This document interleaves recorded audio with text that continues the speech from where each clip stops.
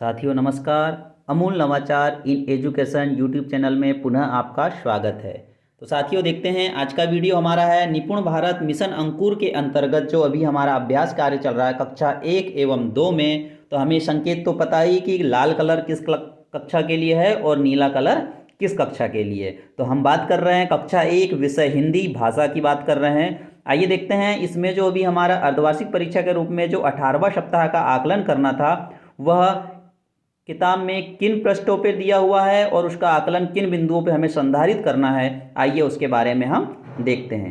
तो साथियों जैसा कि आप ये देख पा रहे हैं मेरी कक्षा 1 की ये अभ्यास पुस्तिका है और इसमें पेज नंबर 114 से लेकर के पेज नंबर 123 के बीच में आवधिक आकलन दिया हुआ है। इसमें बिल्कुल लिखा हुआ है, यहाँ पर देखिएगा आप, सूत्रलेख बच्चों से बोलना है, सूत्रलेखन करना है, यानी शुद्ध लेख बच्चा कैसे लिख पाता है आप बोलेंगे और बच्चे को करना है। तो इस पे सभी बच्चों को अपनी अपनी किताब पे यह कार्य हमें कंप्लीट कराना है। ठीक इसी तरह आगे बढ़ते जाएंगे तो ये सारे काम हमें बच्चों के बीच में कराना है। जिस बच्चे की यह वर्कबुक है उस बच्चे से इस पे हमें काम कराना है। तो साथियों इस तरह से जब हमारा ये एक पेज नंबर 114 से लेकर के 123 तक जब कंप्लीट हो जाएगा उसके बाद हमें इसका आकलन करने के बाद हमें बच्चे की वास्तविक स्थिति का जब पता चल जाएगा तो हमें एक ट्रैकर के रूप में इसे संधारित करना है जो कि हमारे रिकॉर्ड में होगा। तो आइए देखते हैं हमारे रिकॉर्ड में उसमें कौन कौन से महत्वपूर्ण बिंदुओं पे बच्चों का रिकॉर्ड जो है संधारित हम करेंगे। तो साथियों देखते हैं आवधिक आकलन संकलन प्रपत्र 2।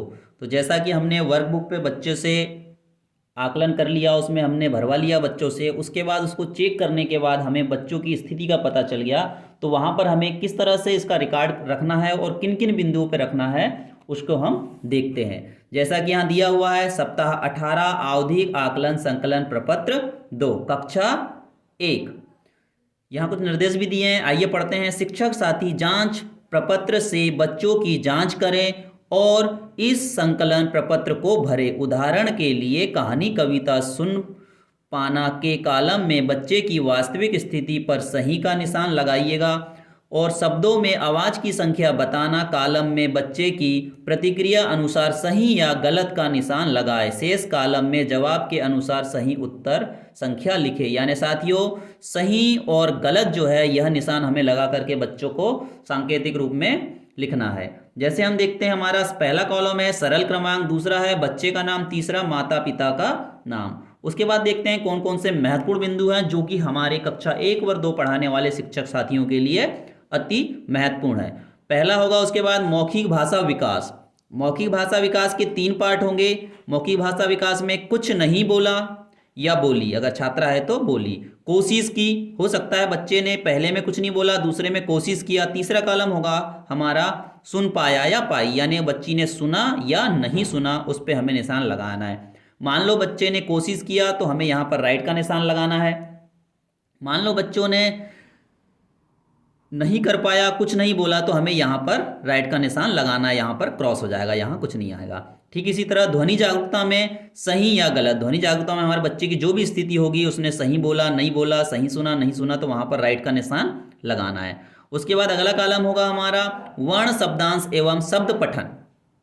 इसमें भी हमारे 4 कॉलम होंगे। सही पढ़े गए वर्ण, कुल वर्ण 27 होंगे, इनमें से कितने वर्ण सही पढ़े उस हिसाब से हमें राइट का निशान लगाना है। अगला कॉलम होगा सही पढ़े गए शब्द, कुल संख्या, यहाँ 7 शब्द होंगे हमारे पास, उसमें से सही कितने शब्द पढ़े। उसके बाद ये सारे हमारे वर्कबुक में दिए हुए हैं। सही पढ़े गए शब्द, कुल शब्द हमारे पास 12 होंगे, तो हमारे बच्चे ने कितने सही पढ़ा उसके आधार पर यहाँ पर संख्या लिखना है।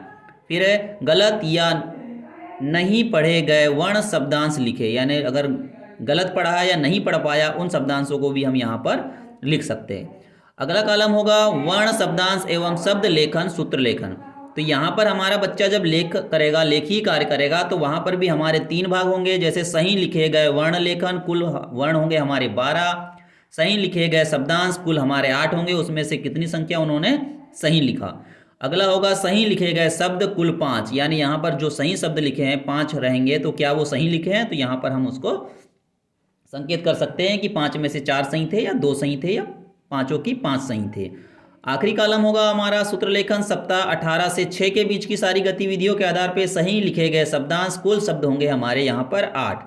तो साथियों, आपने यहाँ पर देखा हमारे बच्चे के द्वारा जो कार्य किया गया है उसकी सही सही जानकारी यहाँ पर राइट और रॉन्ग निशान लगा करके लगाना है, और साथ में यहाँ पर हमारी जैसे कुल वर्णों की संख्या दिया है तो यहाँ वर्णों के साथ भी हम लगा सकते हैं कि 27 में से 17 हमारे सही शब्द बोला उसने। तो इस तरह से हम यहाँ पे सांकेतिक रूप से बच्चे का रिकॉर्ड संधारित कर सकते हैं। तो साथियों, निश्चित ही यह वीडियो कक्षा 1 पढ़ाने वाले शिक्षकों के लिए महत्वपूर्ण होगा। इसी तरह के वीडियो पाने के लिए चैनल को सब्सक्राइब करें और शेयर भी अधिक से अधिक करें ताकि अधिक से अधिक शिक्षकों तक यह सुगम जानकारी पहुंच सके।